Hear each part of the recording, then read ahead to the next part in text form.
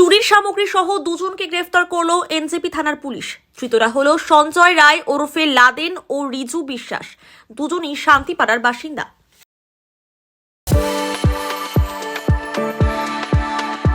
We are the dreamers, the achievers, and the leaders. Come, join us today.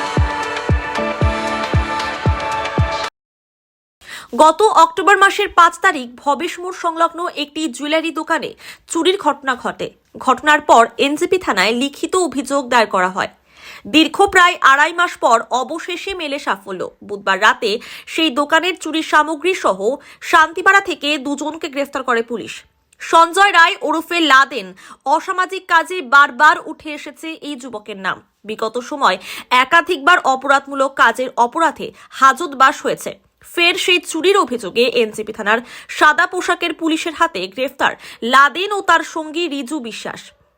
বৃহস্পতিবার দুজনকে জলপাইগুড়ি আদালতে তোলা হয়। গোটা ঘটনার তদন্তে নেমেছে পুলিশ।